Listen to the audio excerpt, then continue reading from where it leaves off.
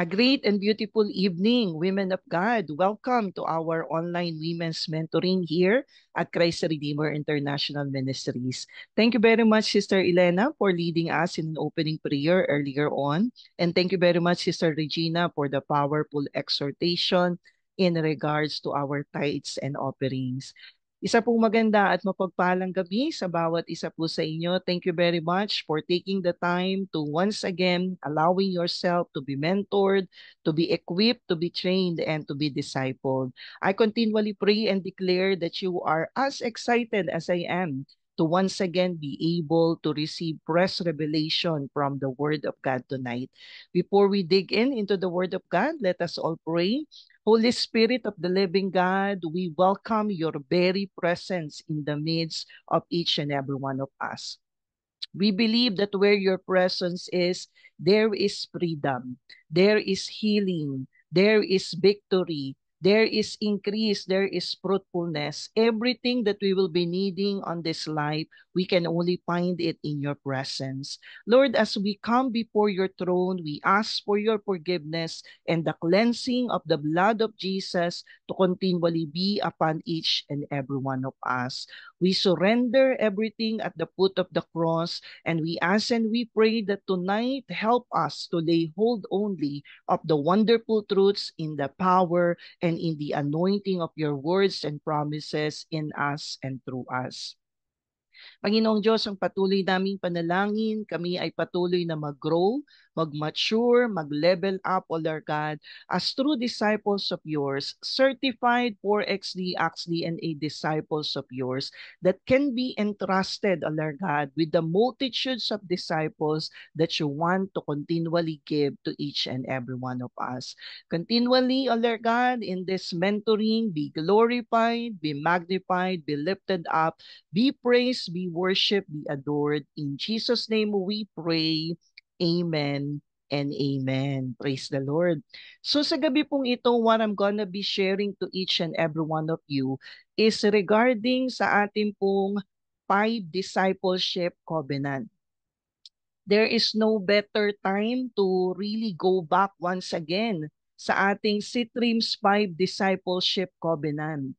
Because if we want to continually be entrusted with the net-breaking, amen, anointing that comes from God Himself, napakahalaga, it is very important that we go back to this 5 discipleship covenant and continually allow ourselves na mag-grow po into this covenant, firmly holding on sa mga banal na salita ng ating Panginoong Diyos while we continually grow in unity, in harmony, and in resonance in fulfilling the plans and purposes of the Lord over our lives. So we all know from the Old Testament to the New Testament, ang Diyos po na ating pinaglilingkuran is a God of covenant.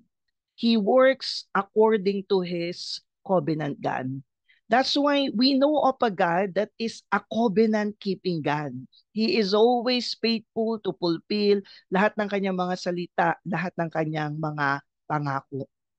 Mapapansin po natin, the early church in the book of Acts, they grow rapidly because lahat sila, mayroon po silang extreme ownership of the plan, of the purpose, the vision, and the mission that God has entrusted to each and every one of them. Like the military elites, they are extremely committed to Christ, to His church, to each other, and to the mission. Masasabi natin na they are truly a church that is united. They were in harmony. They were truly in resonance. Let us all read po in Acts chapter 2 verses 41 to 42 in the Message translation of the Bible. Acts 2:41 to 42 in the Message translation of the Bible. It says in here, that day, about 3,000 took him at his word, were baptized, and were signed up.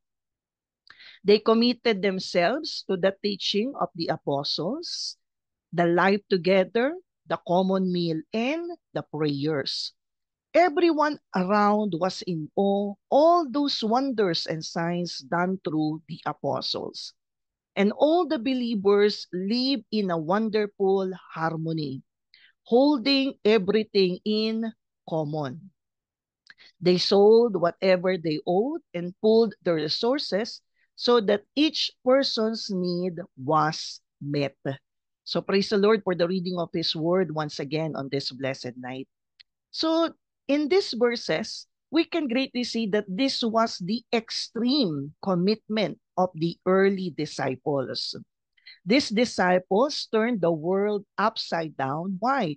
Because they are all elite disciples of the living God. How much more us, my beloved sisters in the Lord?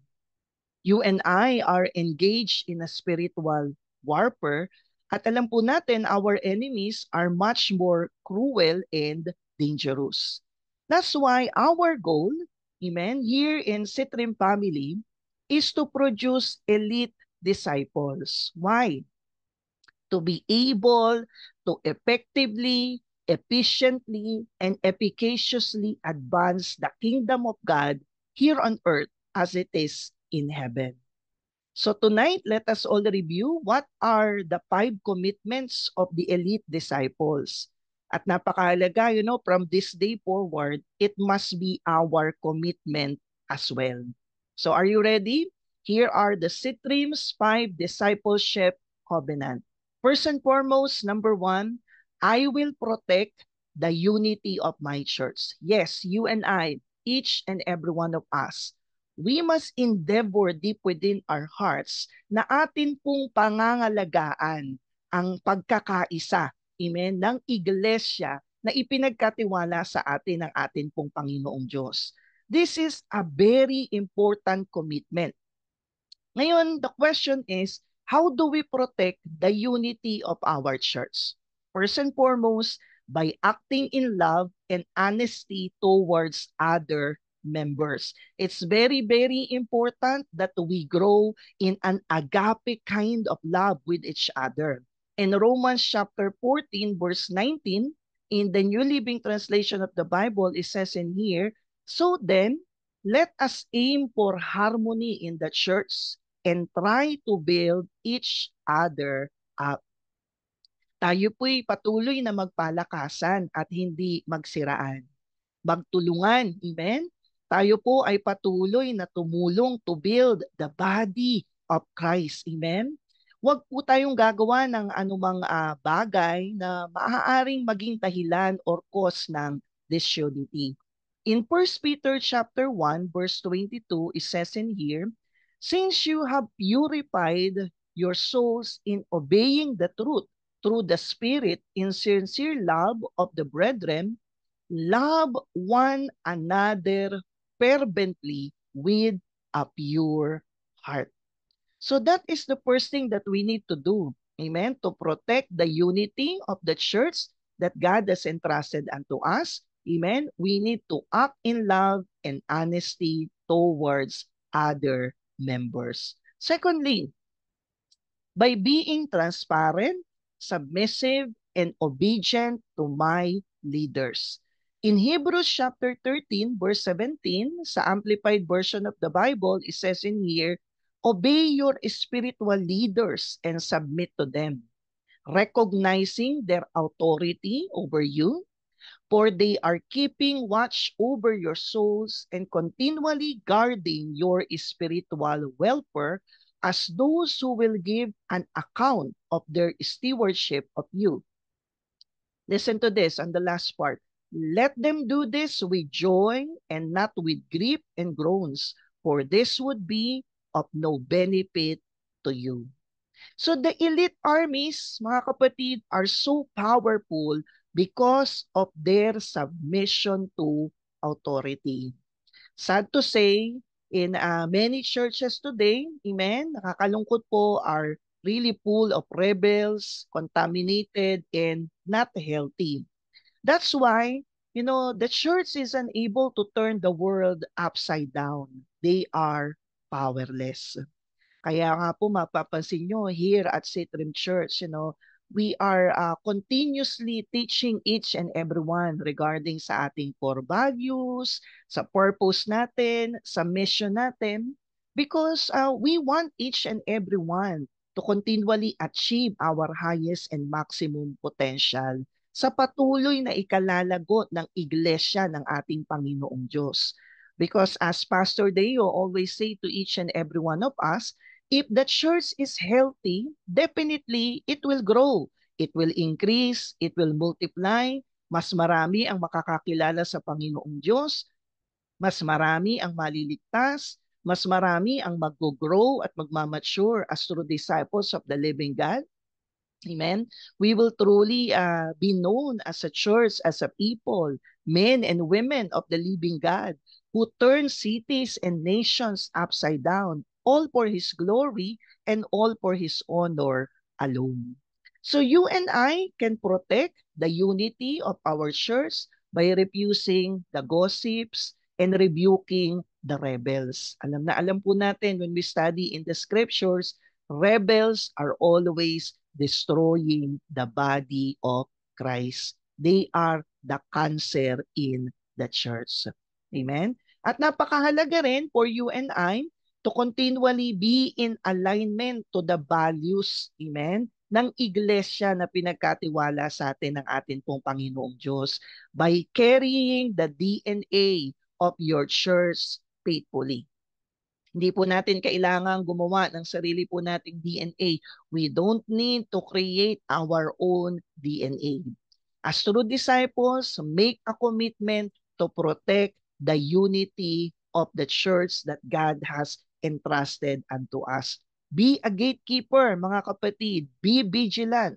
The devil is destroying the body of Christ. Kaya atin po itong protektahan. Amen? Atin po itong bantayan. Amen? So that is our first covenant dito sa Sitrim. Amen? I will protect the unity of my church. Secondly, I will do my best to help my church grow. Amen? I will do my best to help my church grow. Amen? So do your very best. Let us all continually do our very best. Do our very best to Christ's body.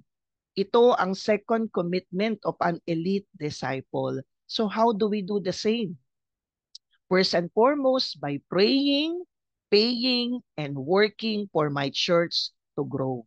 In 1 Thessalonians chapter 1, verses 2 to 3, in the New King James Version of the Bible, it says in here, we give thanks to God always for you all, making mention of you in our prayer, remembering without ceasing your work of faith, labor of love, and patience of hope in our Lord Jesus Christ in the sight of our God and Father. So pray for your church, pay for your church, and work for your church. Amen? So that is the first thing that we can do, amen, to help our church grow. Amen? Mahal po ba natin ang ating church? Mahal ba natin ang iglesia? Amen, ng ating Panginoong Diyos. Of course, we love the church of God because it is the church of Jesus Christ. So secondly, by reaching and inviting the people to attend. Kung gusto natin ang iglesia ng Diyos, patuloy na lumago, lumawak, mag-advance ang kingdom ng ating Panginoong Diyos, we must continually cultivate a culture of invitation. Amen? Be in time of conquest or not, mga kapatid, it should be in us. It should be on our DNA na lagi po tayong mag-invite sa ating mga services. Lagi tayong mag-invite sa atin pong mga cell group. Amen? In Luke 14:23, it says in here, so his master said, go out into the country lanes and behind the hedges and urge anyone you find to come, so that the house will be full. Kalooban ng Diyos. Amen? Na ang kanyang iglesia, each time that we gather, each time that we praise and worship the King of Kings and the Lord of Lords of our lives. Amen? Gusto ng Diyos, mga kapatid, full house. Amen? Puno ang iglesia ng atin pong Panginoong Diyos. Ngayon, sino ang gagamitin upang mapuno ang iglesia ng Panginoong Diyos? Amen? Kung may katabi ka, sabihin mo sa katabi mo, look no far. Amen? Kasi ikaw na yun. Amen? bawat isa po sa atin. Amen? Dapat lagi po tayong nagre-reach out, nag-i-invite ng mga bagong tao. Amen? Para ang iglesia ng Diyos, amen, it will always be a full house. Amen? Reach and invite more and more people. Amen? Each time na tayo po ay may mga gawain. Kahit po hindi ito maipaalala ng ating mga cell group leader, but it should always be in us, amen, in our hearts, na lagi po tayong mag-invite ng mga bagong tao, amen, sa atin pong lahat ng mga gawain. Amen? Pangatlo, to help our church grow by warmly welcoming and helping the guests. By warmly welcoming and helping the guests. In Romans 15:7, it says in here, therefore receive one another, just as Christ also received us to the glory of God. So kapag ka po may newcomer tayo, when there is a newcomer in the church, what do we need to do? Amen? Dapat natin silang asikasuhin. We need to be hospitable unto them. Amen? Always remember yung 11 minutes rule. Amen? Later on, alam niyo po, itong 11 minutes na ito, naging 7 minutes rule na lang po, mga kapatid. Napakahalaga yung gagawin natin, in the next 7 minutes. Amen? Yung pagdating ng newcomer and the last 7 minutes before po silang umuwi. Amen? Those 7 minutes are truly critical because they will decide whether kung babalik pa po sila or hindi na. So, let us truly make them feel welcome. Amen? That truly, sa 7 minutes pa lang po na pagdating po nila, magdidesisyon na sila na babalik ako sa cell group na ito. Babalik ako sa church na ito because they feel loved, they feel welcome, at talagang tunay po, above all, naramdaman nila yung presensya ng Panginoong Diyos sa ating pong kalagitnaan. So today, make a true commitment to help your church grow. Amen? And thirdly, amen, our third Citrim Discipleship Covenant is, I will protect the testimony of my church. Amen? I will protect the testimony of my church. You know, the testimony of our church is very, very important. We need to take good care of the same. How do we do the same? First and foremost, by consistently attending services and trainings faithfully. I will repeat that. By consistently attending services and trainings faithfully. So that is the first thing that we can do. Continually protect the testimony of our church. Let us all read in Hebrews 10:25. New Living Translation of the Bible, it says in here, and let us not neglect our meeting together, as some people do, but encourage one another, especially now that the day of his return is drawing near. My beloved sisters in the Lord, the near coming of our Lord and Savior Jesus Christ himself is much more nearer than you and I are expecting. Amen? All the more that as we wait for that second coming of our Lord and Savior Jesus Christ himself, let us all continually be excited as we consistently attend all our services and trainings faithfully. Whether in season or out of season, whether it has been announced or not announced, amen, may it be continually endeavor deep within our hearts to consistently attend all our services, trainings, prayer meetings, online and on-site. I believe there are times that truly, hindi po natin magagawa ng paraan because we are working. But on those times that we are free, amen, let us all show to God and to one another that we are truly committed, amen, faithful before the Lord because we know that the second coming of our Lord and Savior Jesus Christ himself is much more nearer than you and I are expecting for. Let us all continually pray that, Lord, may you find me faithful. Lord, may you find each and every one of us faithful. Amen. And also by living a godly life, growing and maturing spiritually. When you and I continually grows and matures as a true disciple of the living God in each and every day of our lives, listen to me, God is glorified. God is magnified. God is lifted up. God is praised. God is worshiped. God is adored. Siya'y napapapurihan, naluluwalhati, nadadakila ang kanyang banal at dakilang pangalan. Mga kapatid, my beloved sisters in the Lord, it is the will and desire of God, amen, that you and I will continually grow and mature as a true disciple of the living God in each and every day of our lives. In Philippians chapter 1, verse 27, it says in here, only let your conduct be worthy of the gospel of Christ, so that whether I come and see you or am absent, I may hear of your affairs, that you stand fast in one spirit, with one mind, striving together for the faith of the gospel. Hallelujah. So if you and I want to see our church grow, amen, we need to do all of these things. And lastly, by faithfully giving my tithes and offering. In Malachi chapter 3, verse 10, in the New International Version of the Bible, it says in here, bring the full tithe into the storehouse, that there may be food in my house.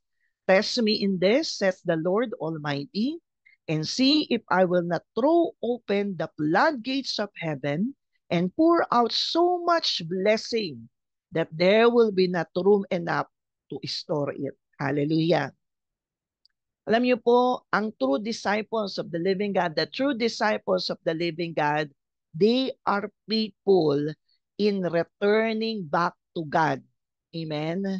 Their tithes and offerings for us to continually see our church grow. Because when you and I, when each and every one of us are truly faithful in returning back to God, actually, we're not giving yet. When we are giving our tithes and offering, we are just really returning back to God what is rightfully belongs unto Him when we give our tithes. Amen? When we give our tithes. When we do the same, amen, the needs of the church will continually be met. Amen? Hindi po magkukulang ang iglesia ng atin pong Panginoong Diyos. If each and every one of us are faithfully giving, returning unto God, amen, our tithes and offering.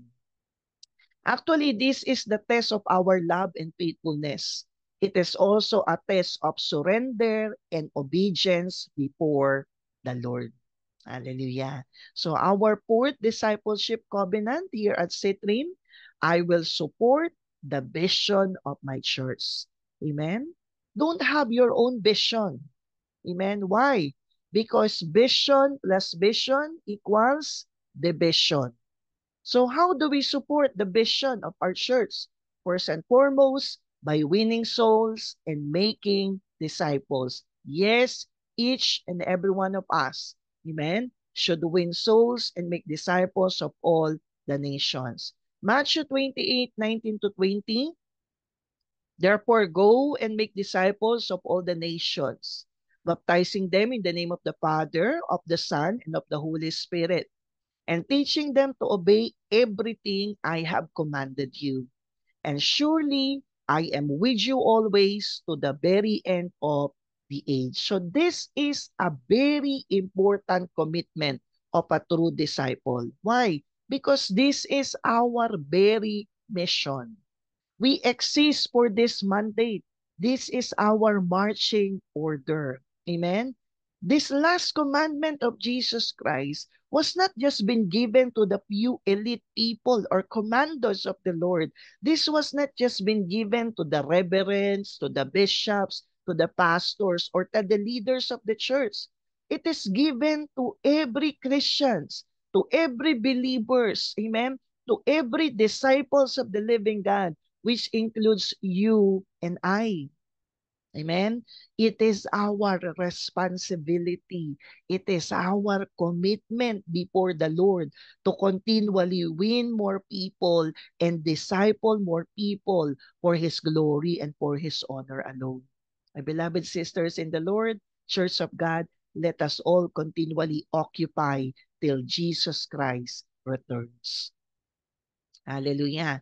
So again, I will support the vision of my church by winning souls and making disciples. Secondly, by having my own cell group and equipping leaders. Yes. God's desire for you, kapatid, is also to become a cell group leader. If you have been a cell group member for some time, amen, God's desire and God's will for you is for you to be able to also open up your own cell group and be able to multiply the same and also raise more cell group leaders through your life. In Acts 5:42, again, it says in here, and every day in the temple and from house to house, they continued to teach and preach this message, Jesus is the Messiah. Alam niyo po mga kapatid, my beloved sisters in the Lord, reliable disciples are cell group leaders. Reliable disciples are cell group leaders. So, kapag ka wala pang cell group, if you don't have your own cell group yet, amen, you are disciple in the making pa lang. Amen? So, that's good. Amen? If you are a cell group member at this time, that's good. But we don't just stop in being a cell group member because God's true perfect will for your life is to be able to open up your own cell group, multiply that cell group, and raise up more leaders to be able to also open and multiply their own cell groups so that through your life and my life, more people will be saved. Amen. More people will continually grow and mature as true disciples of the living God. And lastly, by helping others start their own cell groups. In Matthew 9:37 to 38, it says in here, then he said to his disciples, the harvest truly is plentiful, but the laborers are few. Therefore, pray the Lord of the harvest to send out laborers into his harvest. Amen? So, what was the problem that Jesus Christ had presented? Amen. Jesus Christ says, when he saw the crowd, when he saw the multitudes, the harvest truly is plentiful. So from the time of Jesus Christ until this very moment, amen, there was never a problem with the harvest. It is always with the laborers that are truly the problem. Amen. That's why God needs you. God needs me. Amen. God needs each and every one of us to raise up and join, amen, the laborers into the kingdom of God. So that through your life, amen, we can continually be able to reach out more cities and nations, turn them upside down, all for the glory and honor of God Himself. Amen. Much more than ever before, this is the time. This is the season, my beloved sisters in the Lord, to lovingly embrace the will of God, the plan of God, and the purpose of God in your life and in my life. Lastly, number 5, our fifth discipleship covenant here at Citrim Church, I will serve in the ministry of my church. So be a servant. Amen. Be a servant leader of the Most High God. There's no greater glory. Amen. Be faithful to serve the Lord. Amen. And serve the people. How do we do the same?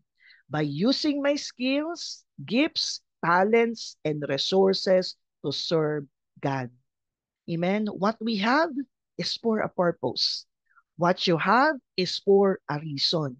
In 1 Peter 4:10, in the Amplified Version of the Bible, it says in here, just as each one of you has received a special gift, a spiritual talent, an ability graciously given by God, employing it in serving one another as is appropriate for good stewards of God's multifaceted grace, faithfully using the diverse, varied gifts and abilities granted to Christians by God's unmerited favor.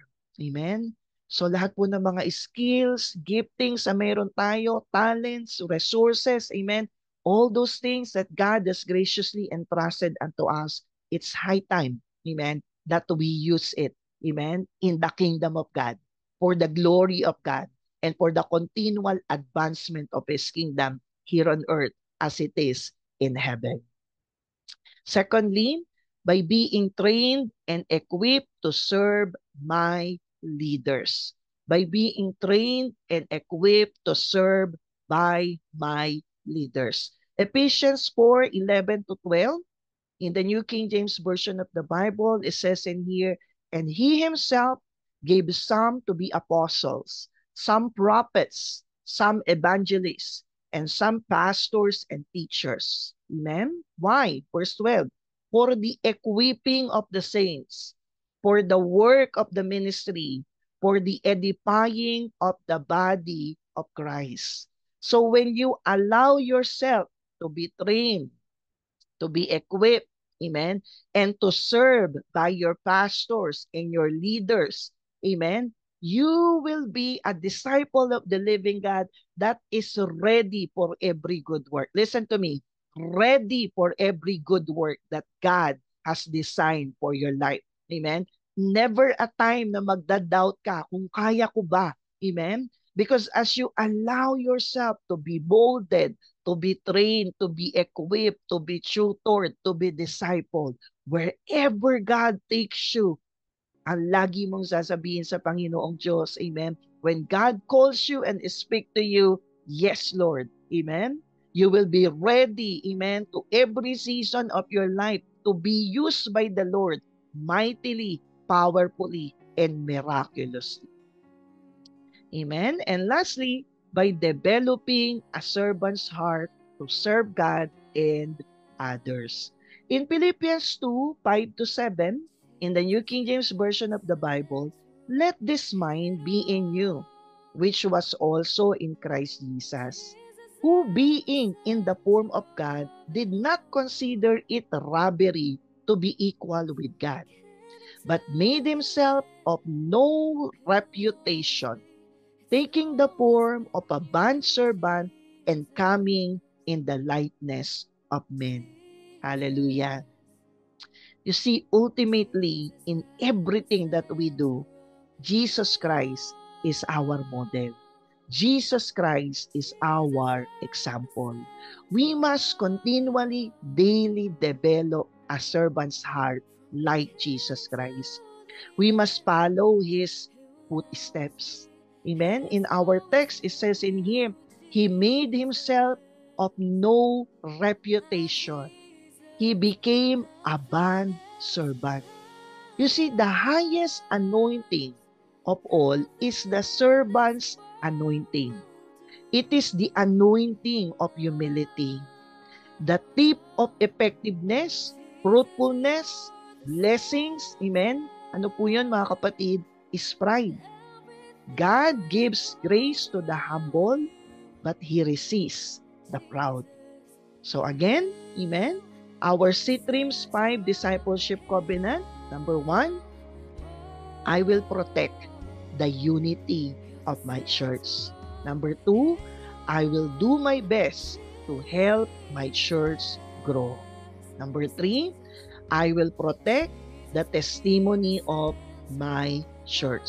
Number 4, I will support the vision of my church. And lastly, number 5, I will serve in the ministry of my church. So tonight, as the Holy Spirit continually, speak to each and every one of us, let us all commit ourselves to this 5 discipleship covenant. And ask the grace of God, the divine enablement that comes from God Himself, amen, that we will be faithful, amen, in continuously being a part of the realization of the continual advancement of the Lord's kingdom here on earth as it is in heaven. As you and I continually flow in the net-breaking anointing that comes from God Himself, let us all continually protect the unity of our church. Let us all continually do our very best to help our church grow. Let us all continually protect the testimony of our church. Let us all continually support the vision of our church, and let us all continually serve in the ministry of our church. Let us all pray. Lord, tonight once again we bless and we glorify your holy name. Thank you for once again reminding us that the God whom we are all serving, the God whom we are all calling upon, is a covenant-keeping God. You are a faithful God who always works in accordance to your words and to your promises. And as, Lord God, daughters of yours, as disciples of yours, help us, Lord God, to always be true as well to this 5 discipleship covenant here at Christ the Redeemer International Ministries that you have entrusted unto us. That, Lord, we will daily endeavor deep within our hearts, our minds, and our whole being, that we will always be a part of the solution and not of the problem. We will always be a part of the realization of the purpose, the mission, the vision, the goal that you have entrusted unto us. Lord, with our goal of having 250 new disciples this year, 2024, the very cry out of our hearts is that each and every one of us will truly be known as a disciple of yours who knows how to bring in the harvest, who knows how to consolidate the harvest, who knows how to disciple the harvest, and who knows how to send the harvest. So that through the lives of each and every one of us, more people will be saved, more people will be discipled, more cities will be reached out, more nations will be reached out, and more people will declare and proclaim that Jesus Christ alone is the way, the truth, and the life. And no one can come to the Father except through you and through you alone. Lord, we humbly come before your presence, acknowledging that apart from you, we are nothing. Apart from you, we cannot succeed on anything. Help us, O Lord God, to continually flow in the net-breaking anointing that comes from you alone. Help us, O Lord God, to always obey you immediately, O Lord God, because truly, the moment of our miracles, the moment of our breakthroughs, the moment of our increase, the moment of our fruitfulness, the moment of our blessings is in our immediate obedience. Lord, let the grace and mercies that comes from you alone continually abound, O Lord God, in the lives of each and every one of us. Lord, I continually thank you and praise you for these wonderful women of yours who once again, O Lord God, took their time tonight, allowing themselves to continually be mentored, to continually be trained, be equipped, be discipled, and allowing themselves, O Lord God, to continually be served by their pastor and by their leader, O Lord God. Continually, O Lord God, guide them and lead them. I declare and I proclaim your healing touch, your healing power in the spirit, in the soul, and in the body. I declare and I proclaim answered prayers, breakthroughs upon breakthroughs, miracles, signs, and wonders that comes from you alone that will continually break forth, O Lord God, upon these wonderful women of yours, including their families and their loved ones. I bless you all tremendously In the name of the Father, of the Son, and of the Holy Spirit, continue to be all fruitful, multiply, subdue, replenish, take dominion, all for the glory and honor of God Himself. May the God of all peace sanctify you completely, and may He preserve your spirit, soul, and body until the near coming of our Lord and Savior Jesus Christ Himself. I declare this all by faith. In Jesus' name we pray. Amen and amen. Can we all give God all the glory, all the praises, all the honor and adoration that rightfully belongs only to Him and to Him alone.